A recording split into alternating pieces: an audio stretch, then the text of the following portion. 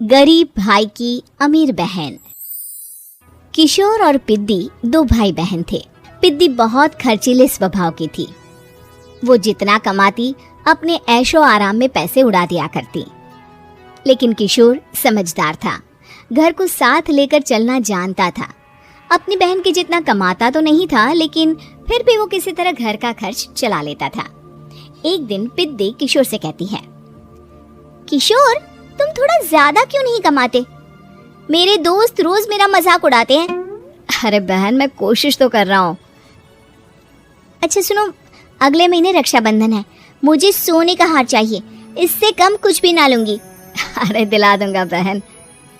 किशोर को पूरी रात नींद नहीं आती। उसके दिमाग में बस ये चल रहा था कि उसकी माली हालत इतनी बिगड़ चुकी है, अब वो सोने का हार कहाँ से लाएगा। अगले दिन किशोर सुबह सुबह घर से ये बोलकर निकल गया कि पिद्दी, मैं गांव से बाहर जा रहा हूँ, कुछ दिन घर नहीं आऊंगा। किशोर ने अपने काम के साथ साथ फेरी में कपड़े बेचने भी शुरू कर दिए, जिससे वो ज्यादा से ज्यादा पैसे कमा सके। रात में वो एक बिल्डिंग की चौकीदारी भी करने लगा। अपने काम से थोड़ा बहुत समय निकालकर बस कुछ घंटे की नींद ले पाता था।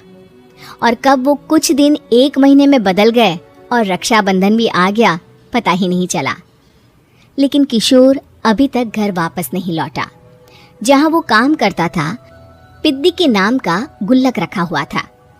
किशोर ने उस गुल्लक को फोड़ा और सारे पैसे इकट्ठा करके एक सोने का हार खरीद लिया।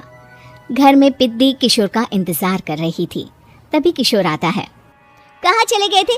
4 दिन का कहा था और 1 महीने से पता नहीं कहाँ गायब हो गए थे।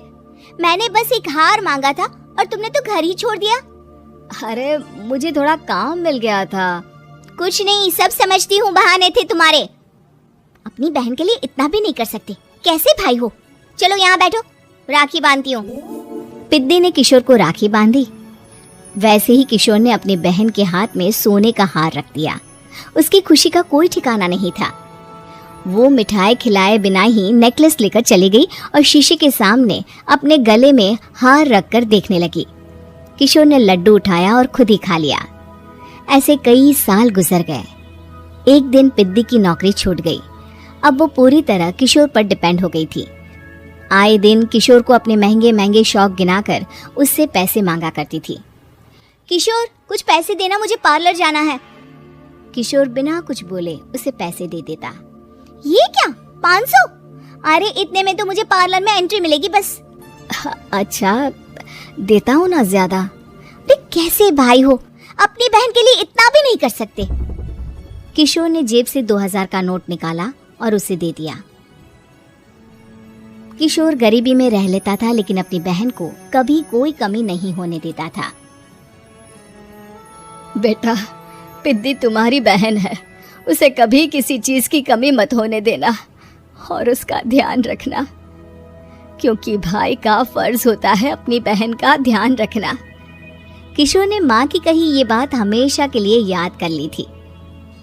शायद माँ की इसी बात की वजह से किशोर पिद्दी की हर जिद पूरी करता चला आ रहा था।